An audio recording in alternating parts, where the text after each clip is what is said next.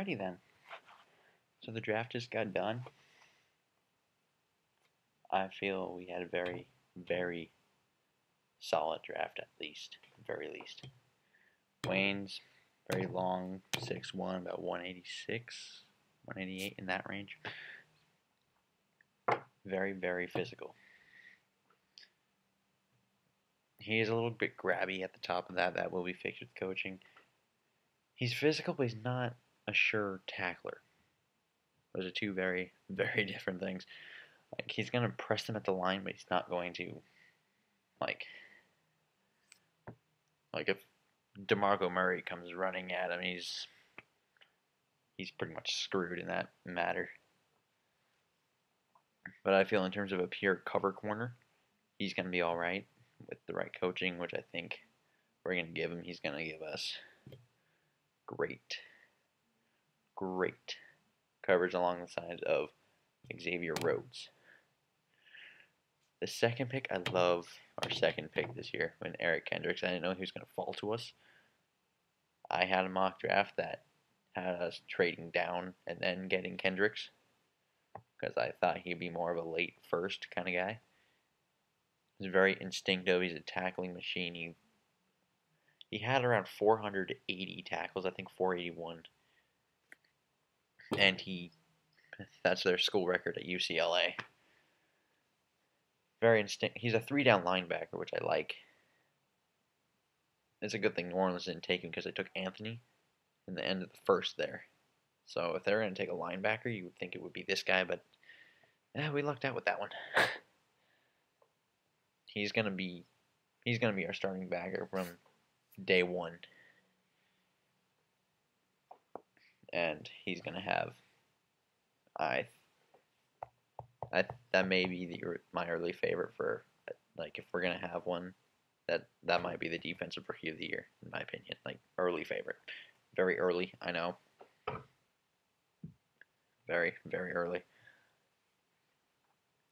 Danielle Hunter. This one I did question quite a bit. I very much did. He is potential all the way, though. 6'5", 257, about 4'5", 740, 34.5-inch arms. He's what you want in a defensive end. The only problem is he had no production. He doesn't know how. He still needs to learn the game, like how to actually use his hands and all these other things, like all the technical stuff he needs help with, but all the traits are there. He's oozing with potential. He's almost overflowing with it. Now, this 4th round pick, though, in TJ Clemmings, I don't know where we're going to put him. I really don't. He's a mauler. He's a right tackle in college. He has the athleticism to be left tackle, but with our needs at guard, I don't know if he can transition to a guard, but I wouldn't be surprised if we tried to, because he only has had 2 years on the offensive side anyway. So I could see us trying to teach him a new position entirely in terms of that, because at Pitt he was very good at polling for what he did. Like, when he was asked to poll, he can do that. So as a guard, yeah, but like I don't know if they're gonna use him to try to push either Loadholt or Khalil out, because Khalil has been struggling, to say the least, in the past while here. He did have a good stretch last season, though, at the end. I will give him that. Very, very good stretch. Only allowed, like, 1 sack, I believe. So, there's that. Like, and Loadholt's getting up in age. He's around 29 or 30, I think, in that range. I forget the actual number. Sorry. My apologies for that. But maybe he can make the transition to guard. I don't know. I guess we'll have to wait and see on that, where we use him once he gets into the rookie training camp next weekend or next week. Not sure on the date exactly yet. So I think he can play guard personally. I think he has the ability. He has the makeup. He's athletic enough to do it, obviously. So, like, my theory is you can play with 4 guards. You cannot play, not 4. You can play with 4 tackles. You cannot play with 4 guards. You can play with 4 tackles and a center. we actually have a very good center in John Sullivan. Fusco's coming back. Loadhill got hurt last year. Khalil was coming on with he had that good stretch at the end. So that was looking okay. It was just our left guard spot that was struggling really. So maybe Clemmings can shore that up, maybe. Or we just using him to push one of the two bookends in Khalil and Loadhill right now. And either basically raise competitive edge or one of them fails. And that's what we get. Michael Pruitt. Very, very interesting spelling. I'll give it that. I know the story, by the way, where his mom said, his Cole and whatnot, so she named him Michael. I heard that, but it's very interesting anyway. Back to the actual important part of this. He's a 6'2", 252-pound tight end that runs a 4.58. He's a lot he's that H-back that we kind of need in this North Turner offense that I thought Zach Line would fill. So I don't know if they're going to basically compete them out or he's going to go with the tight ends because someone's definitely the odd man out here in terms of the tight ends because he's listed as a tight end Pruitt. So, and we already have Rudolph, Ellison, Chase Ford, Bostic on the roster. Bostic, I personally think the two on the bubble here are going to be Ellison and Bostic because Chase Ford has been a very valuable receiver to us in terms of a tight end receiver. He was very valuable towards the end of last year, I think, as these injuries came and went. So I think both, if not both of those people are going to be out in terms of this because I like the addition of Pruitt. I think he's going to make the roster. The same thing with our next 5th round pick here in Stephon Diggs. I love Stephon Diggs. I will not lie. I liked him towards the end of last. I saw him. The first time I saw him play was last November, and I remember I wanted Minnesota to draft this man. Then I really liked him. I still do. He has some injury concerns. I know he's not necessarily the receiver we need in terms of that red zone threat, but I think Pruitt is going to be the red zone guy. I think that was the plan there because he is pretty fast for a tight end. Well, I won't say pretty fast, but he's faster than what we got at tight end because Rudolph with the injuries and the surgeries, he's slowed down a bit. So Pruitt faster than what we got at tight end. I think he broke all the records there, so he's going to be the red zone dude. Stephon Diggs, I think Jarius Wright is a perfect 4th receiver. I don't like him in the slot as much as I like this guy Diggs. Diggs, if we can teach him how to run routes, he has a start and stop ability that is great. So he has some injury problems. He's a little frail, but he's an excellent returner. He reminds me a lot of Percy Harvin. And I know Cordero Patterson was supposed to replace Percy, but Patterson to me is more like a Cobb than he is a Percy. He's they have a Percy element, but they're different, in a way, if that makes sense. Now this guy looks like a carbon clone of Percy Harvin, so I think that replaces that. Honestly, that gives another weapon for Teddy. He's gonna have a good. I think that might happen. I think he can start day one at the slot all day long. Now Tyrus Thompson, I love this one. I do like this pick as well. He is a left tackle or a right tackle. He played left tackle. He is athletic enough to play left tackle, but he has a right tackle body. He can do all the things you ask him to, but it really depends. Last year he had an injury to him, so he was a little bit sluggish. But he's a lot like Loadholt in a way. But the reason why he's a more athletic Loadholt. Some coaches didn't like him. I think it's because of the injury thing. He didn't tell anyone about the injury, so until earlier when we drafted him, and I heard it on their conference call and on their website. and he said there was an injury and he was sluggish from it. But there were coaches out there that didn't like him because he was sluggish, and he let people go through him. But normally he doesn't. Like I know some analysts had a second or third round grade on this guy. So I think the overall thing is they're saying to the tackles, like, pretty much man up here. Like, if you're not getting it done, we have people now to come up like we didn't last year. We did not. They did not feel threatened by their job. That was pretty much, they got complacent. I don't think they can get complacent with TJ Clemmings and Thompson on the roster now. Now, BJ Dubose, Scott Crichton, honestly. He's Scott Crichton. I know that's a very weird comparison since we just got him last year, and he didn't even play last year, but they're very similar, in my opinion. Like, they can both go inside on the nickel package. They're a little bit bigger on the defensive end side. They're around 270 to 280 in that range. So I think that's a very fair comparison. I think whatever we get out of Scott Crichton, we can get out of this guy. So this evaluation is kind of incomplete as of right now, but I think we can get something for this. I really do. Like, if we can get both of those guys going, and it's like a major third down, like passing down, like we're talking like 3rd and 15, something like that, and we go to a nickel or quarter package here. Well, not quarter, be just 3 linemen, but like more towards a nickel package. We can go 4 D ends and still get the size on the inside with Crichton and Dubose, and still have B-Rob and Griff on the outside there. We can go from there. Where was I? Yes. Austin Shepard, our first 7th round pick. I think he's a swing tackle, backup guard. Really, like, that's what he is.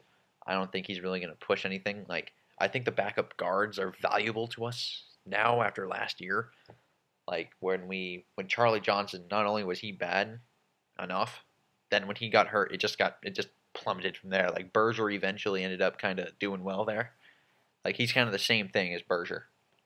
So that's just depth, which is much, much needed after what we experienced through last season.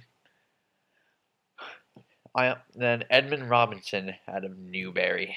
He's a physically gifted linebacker. He's athletically just very, very raw. He's a lot like our 3rd round guy in Daniel Hunter, but he's not anywhere near the potential raising, which is why he's from a smaller school, which is why he falls all the way down to the 7th round.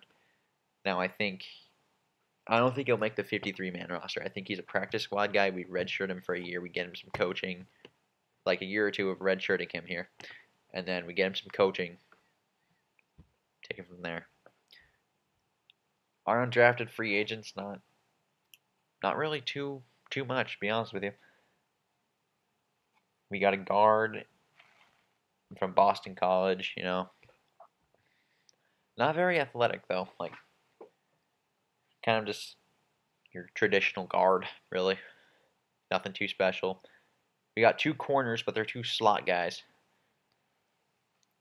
Justin Coleman, and we did get 2 corners, didn't we? Oh, no, we just got 1 corner, I think. Yeah, just 1. My bad. I wrote it down. Sorry, that's my bad. We did get 1 guy, like, through free agency here, which was 1 guy I was voting for. Like, when we picked Edmund Robinson, I was hoping for Anthony Harris, which we got undrafted, which is very good, in my opinion. Like, I'm not gonna speak for anyone else here, but we got maybe our backup quarterback to Teddy Bridgewater for the near future. Like, backup quarterbacks are very valuable. I know we have Sean Hill there, but he's like almost 40, it seems. He's been playing forever. He doesn't have too much time left. I wouldn't be surprised if he were to retire after this year. And then we have 2 receivers, kind of on the bigger side, which I expected them to draft. Like, before, like, I wanted Stephon Diggs, and we did get him, but I honestly expected us to draft either Trey McBride or Kenny Bell, because I feel like those 2 guys are more red zone dudes than what Stephon Diggs is, more of a slot Percy kind of receiver. We got a backup center. Once again, I feel like those are very valuable. But one of the receivers we did get kind of DeVaris Daniels. He's intriguing because what Zimmer and Spielman are preaching now are those high character guys. He was suspended last year because of academic fraud. So that one does surprise me a little bit, but it's an undrafted free agent, so I guess they felt that was worth the risk. Okay, now we carry on for the other teams in the division. Yes, we're hitting the entire thing here. And we're going to start this with Chicago. Chicago got Kevin White. That's a physical freak. He's able to high point the ball. I think a lot of us as like Viking people here are going to know this name because I think quite a few of us were hoping he would fall to us. So that sucks that he goes to Chicago of all places. But we have two corners now in Trey Waynes and Xavier Rhodes, and they got rid of Marshall. So it's a rookie wideout and Alshon Jeffrey, which is still kind of frightening that they have Jeffrey. But I think we have the corners, and Harrison Smith is going to be able to help out there. And I also think Exum's going to take a large step forward this year. I like Exum, and I think he just needed a year to kind of get used to everything. I think this year we're actually going to see him in some games. And then Eddie Goldman, I was very upset with this because he's not really much of a third down kind of guy. He's not really a pass rusher per se, but he is very disruptive. Very Vince Wilfork-like in that way. The 3-4 guy, he's exactly what they needed in the middle. And then Haranis Grasu, their third round guy. He's a guy that I think they can develop into like a quality center at some point. Like, I think, which I don't like of how this is where having a deep draft class is not really beneficial in a way because like obviously we're gonna draft well, but so are all the other teams in our division. So we have to deal with Chicago, Detroit, and Green Bay really kind of keeping up with it. And then the fourth round, they actually did pull a shocker on me, to be honest with you, with Jeremy Langford out of Michigan State, the running back. I guess the plan is to loosen the load on Forte, don't really run him into the ground. I guess they're kind of worried about that maybe. But John Fox is kind of known for having that multiple back system thing, and Forte being a complete back. They get another guy who I thought was a very, very complete back in this draft class, in Jeremy Langford, because he was able to hold the load there at Michigan State on what was a pretty run-heavy team for the most part. Sixth round, Adrian Amos. This one hurt because we needed a safety. I thought he would be there, and he goes one pick before us to the Bears. He's a playmaking safety, which I love. Like, I honestly thought this guy was a perfect fit for us. Like, him and Landon Collins, because Landon Collins looked like another Harrison Smith, but the Giants got him. I was upset about that. But, yeah, playmaking safety, I wouldn't be surprised if he's able to start at some point this year. I'm not going to predict day one starter, but I wouldn't be surprised if not only does he make the roster, but he does start at some point this year for the Bears. And then Teo Fabulele, is that how you say it? I don't know how to say this name. He is a mammoth of a tackle. He's freaking huge. He can anchor a line, but he has had weight and motivation issues. But there's talent there to work with, so they can develop him. And then they have out of these undrafted free agents, Chicago and the Lions had quite a few. I think the Lions had more notable ones, because this one, Bears got Jonathan Anderson, Quamaine Black, Bryce Callahan. They did get Shane Carden, which I don't think that's Cutler's job is safe for now, I believe. There's no way Carden, Clausen, or anyone else they have on the roster, I think, is going to beat him out. I think Cutler's safe with his job. He's not losing it anytime soon, especially throughout this draft class of quarterbacks. So, the only one that was potentially going to do it was if they were able to get up to number 2 to get Mariota. Only way that would have happened. They got another corner in Jacoby Glenn, got a safety, Anthony Jefferson, a long snapper, Rick Lovato, wide receiver Cameron Meredith, another receiver in Levi Norwood, Olsen Pierre at the end, John Timu, linebacker, and a tight end named Brian Vogler. That's what the Bears got undrafted wise. I didn't go in depth with the undrafted people. I'll be honest with you. But I do have them here in case any of you guys would like to look them up. Now, Detroit. Detroit had a really good draft, especially starting with their first pick in Laken Tomlinson. Because not only did they get a starting plowing of a guard that just moves people and finishes, but they did trade down to Denver, who gave them 2 picks and another guard in Manny Ramirez, who I feel is very, very good. And then they go ahead and take Amir Abdullah in the second, which is basically going to take over that Reggie Bush role. He's electric. I like him a lot. He is very elusive. Only problem with him is ball security. So I do like what the Lions did.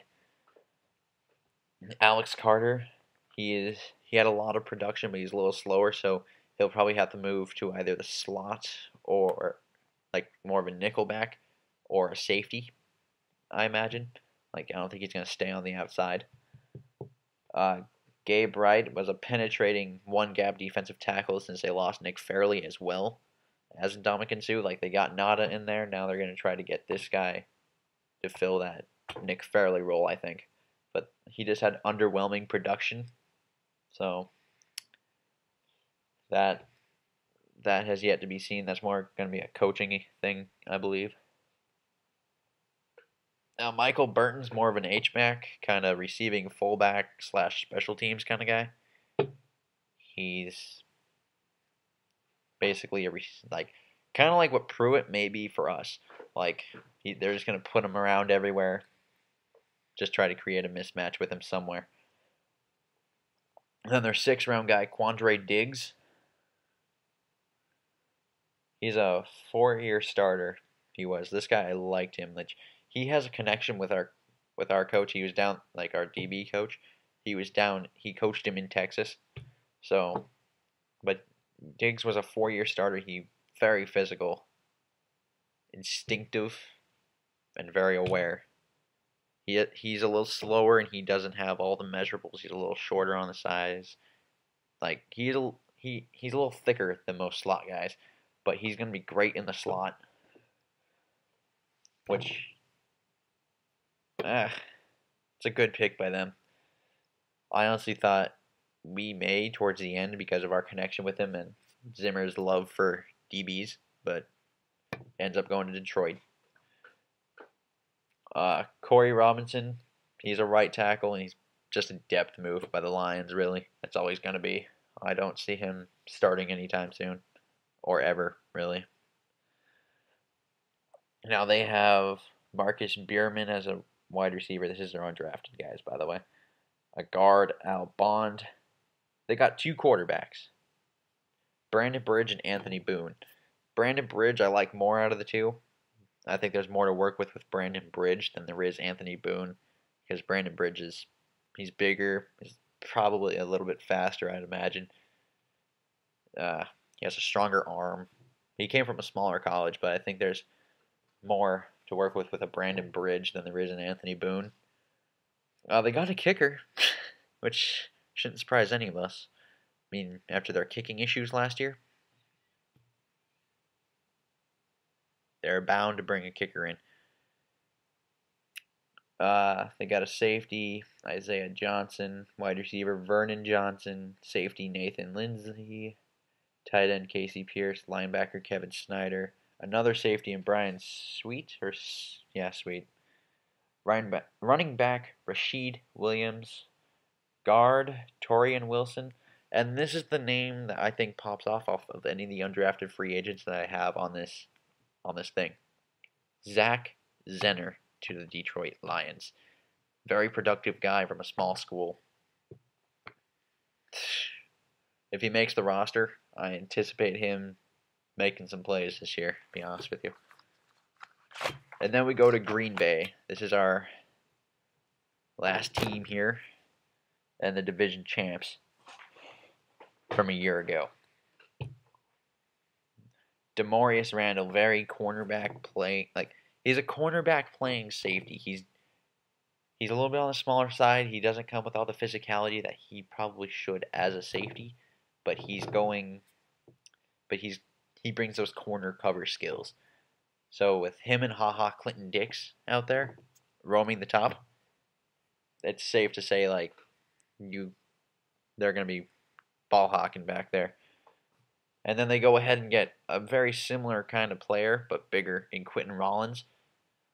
Very raw, but he's only played it for 1 year, and he got 7 interceptions. He was their what was the conference name for Miami, Ohio?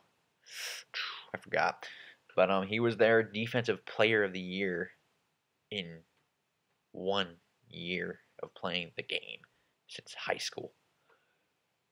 So there is something to work with there. And then in the third round, the rich get richer. They add a receiver, Ty Montgomery out of Stanford. He's built like a running back, and he has some return ability. And I think he's just a playmaker overall. He had a down year, but if he doesn't have a down year, he's probably somewhere in the range of high to mid second round pick, and they got him in the late third, which I think for him this year would have been a reach, but I still think with the quarterback they have and the system they run, that's not going to matter. They're going to find a place to put him, and they're going to use him. Jake Ryan, their 4th round pick, I think that's a pick that's very, very important out of this draft class for them, because he can play inside or outside. As we know, Clay Matthews was playing inside at some point in the season last year. They're not going to do that. Now he's going to be back on the outside, roaring off that edge again. They're going to put this guy, Jake Ryan from Michigan, in the middle of this defense, and they're going to roll it like that. And that's kind of scary to think about, that they got a quality starter in this guy, because I think this is a solid player overall. I think he's going to do fairly well in this league. He is going to be able to do this. And then Brett Hundley is a developmental quarterback who's going to be learning under Rodgers. I don't know if this is going to be another Aaron under Brett kind of thing, just Brett under Aaron this time. But if he can, I guess the Packers just never have quarterback problems. It appears that they can do this, because this is a more athletic quarterback. And if they can make him more consistent, he does have talent there. Which, once again, this is a kind of a scary thing for us in a way. I think if they can coach him up to this and he learns under Rodgers very, very well, then we have quite a problem. And then Aaron Ripkowski, he's a fullback, okay? John Kuhn, exactly, carbon clone. This Kuhn's days are numbered, in my opinion. I think he'll be there 1 more year at least, but after that, I think it's this guy. Christian Ringo. He's a long snapper / D end, very twitchy, kind of athletic. He'll be in a rotation at best. I don't think he'll ever be a full on starter, but he'll be in a rotation. He can flash. And then their last of 3 6th round picks, and then they were done for the day. Kennard Beckham. He's a one-dimensional H-back / special teams guy. He's not going to do anything too special, but these H-backs are very common, it appears, in this draft. Now, they didn't get very many undrafted guys. Either they got Ricky Collins, a wide receiver, a guard named Marcus Reed, and a guy who can play both the website I got it on just said O-line, so I'm assuming he's going to be either a tackle or a guard, more than not just a guard or a center. But and his name is Matt Rotherham. But from the website I got it from, that's all I got on the list. So there's that. But I think we did fairly well in this draft. We did fairly well. I think like the only one I really question is Hunter in the third.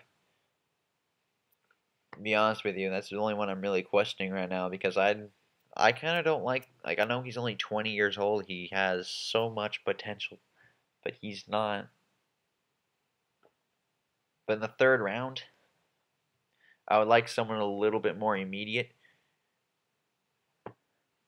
Like, who was still on the board at 88? I know I was hoping Jalen Strong, but he went. Houston traded up for him at 70. That's a steal. That's a very big steal. So I don't know. Like I just feel like we could have gotten someone more impactful in the third round than Hunter. But if we can coach him up, there is something there, and he can be very viable. Like 2 or 3 years down the road. Which, if we keep in mind, 2 or 3 years down the road, he's going to be the same age as some of the rookies in this class. He's only 20, so 23, 24 years old when he actually starts producing is pretty much like the rookie age almost these days, like 22 to 23.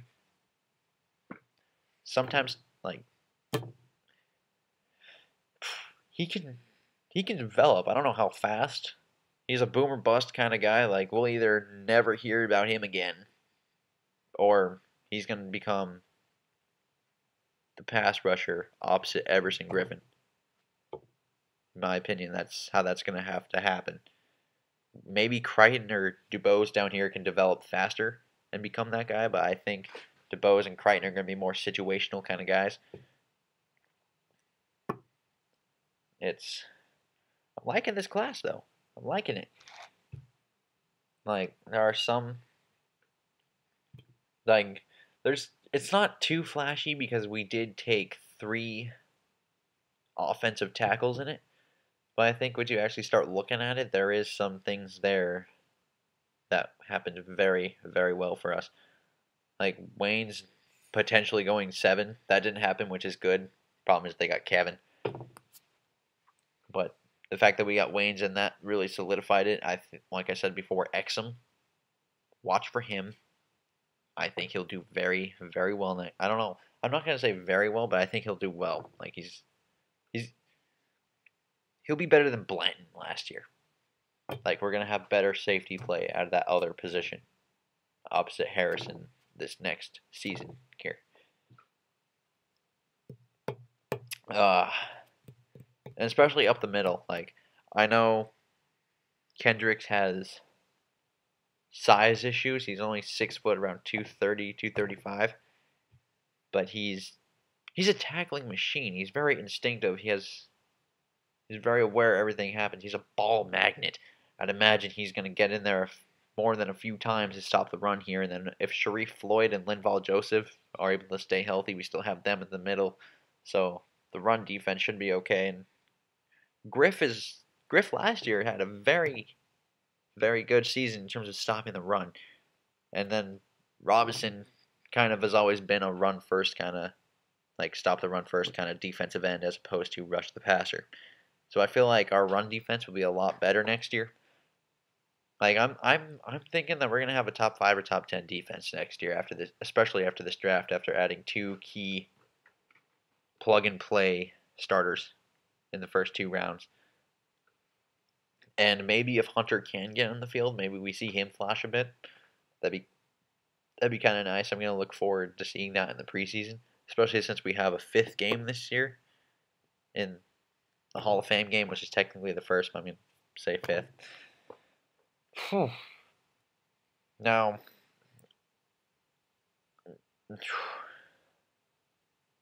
I think I'm done here. This is a long, long video. Sorry, guys. Well, farewell. Good night. See you next time.